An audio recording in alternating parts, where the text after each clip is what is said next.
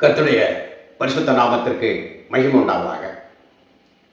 இந்த வேத பகுதியை மீண்டும் நான் உங்களுக்கு சொல்லுகிறேன்.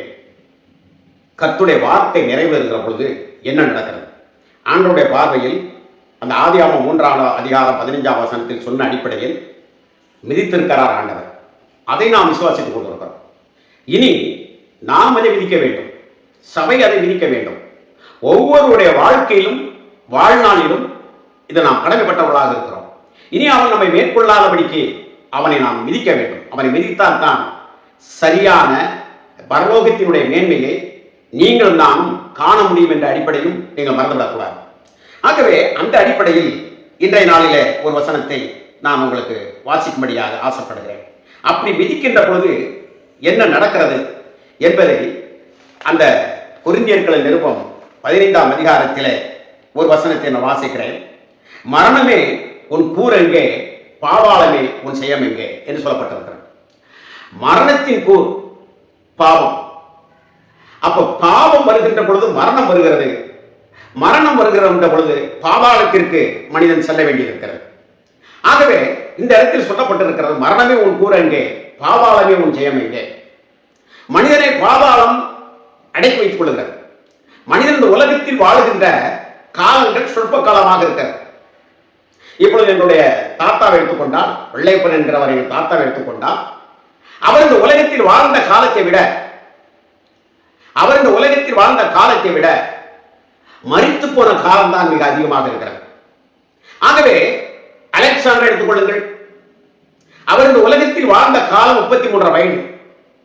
ஆனால் அவர் மரித்து பாதாளத்தில் இருக்கின்ற காலம் எண்ணிலடங்காத எவ்வளவு காலம் இருக்கிற 2500 ஆண்டுகளுக்கு மேலாக இருக்கிறது.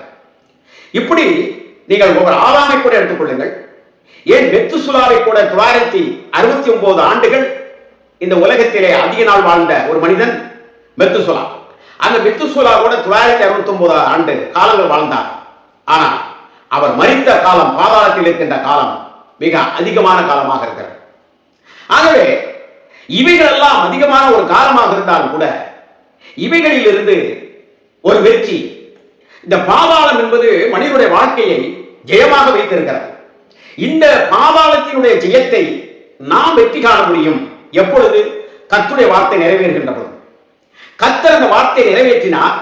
அவர் வெற்றி வேந்தராக பாதாளத்தில் அவருடைய ஆத்மா விடப்படவில்லை, பாதாளத்தை ஜெயித்தார், அனைத்து லோகத்தையும் ஜெயித்தார்.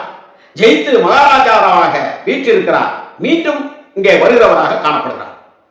இந்த 15வது செய்தியிலே நீங்கள் புரிந்து கொள்ள வேண்டும். நாம் எதை ஜெயிக்கிறோம் என்பதை பார்க்க வேண்டும். பாவத்தை ஜெயிக்கிறோம், மரணத்தை ஜெயிக்கிறோம், பாதாளத்தை ஜெயிக்கக்கூடியவர்களாக இருக்கிறோம். இந்த பாதாளம் எப்பொழுது ஜெயிக்கப்படும் என்பதை கர்த்தராகிய இயேசு கிறிஸ்து மகிமை உள்ளவராக இந்த பூமியிலே இறங்கி வருகின்ற பொழுது இந்த பாதாளத்தை நாம் வெற்றி கொள்கிறவர்களாக இருப்போம். இதற்காக பரிசுத்த வேதாகமத்தை நீங்கள் ஆராய்ந்து தேடி பார்க்க வேண்டும். மரணமே உன் கூர் எங்கே, பாதாளமே உன் ஜெயம் எங்கே. பாவத்தின் கூர் மரணம், மரணத்தின் கூர் பாவம். ஆகவே இப்படிப்பட்ட தன்மையினால வைத்திருக்கக்கூடியவர்களை வேதத்தின் அடிப்படையில் நாம் பார்க்கின்ற பொழுது இவைகளிலிருந்து ஒரு ஜெயம் பெற்றவராக அவர் அடிச்சுவடை வைத்திருக்கிறார். ஆகவே அந்த அடிச்சுவடியில நாம் நடக்கின்ற பொழுது நாமும் வெற்றி பெற்றவர்களாக மாறுவோம். இதுதான் மனிதனுடைய வாழ்க்கையினுடைய இறுதி வெற்றியாக இருக்கிறது. அந்த அடிச்சுவடியில் நாம் வாழ வேண்டும். இந்த நாட்களை, இந்த 40 நாளை நினைவூர்ந்து கொண்டிருப்பதால் ஒரு புண்ணியமும் இல்லை, ஒரு புகழும் இல்லை.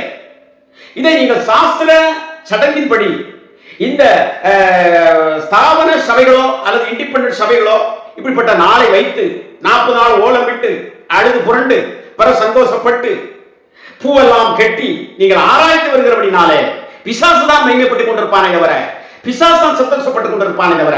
ஏனென்றால் நீங்கள் உருவத்தில் செய்து கொண்டிருக்கிறீர்கள், உணர்ச்சிவசப்பட்டு செய்து கொண்டிருக்கிறீர்கள். உணர்விலே உள்ளத்தில் என்ன நாம் செய்கிறோம் என்பது அப்படி அடிச்சுவடி நடக்கின்ற பொழுதுதான் இந்த வெற்றி கிடைக்கிறது. இந்த வெற்றியை அடுத்த செய்தியிலே 16வது செய்தியிலே சொல்லுகிறேன். கர்த்தர் நம்மை ஆசீர்வதிப்பாராக. ஆமென், ஆமென்.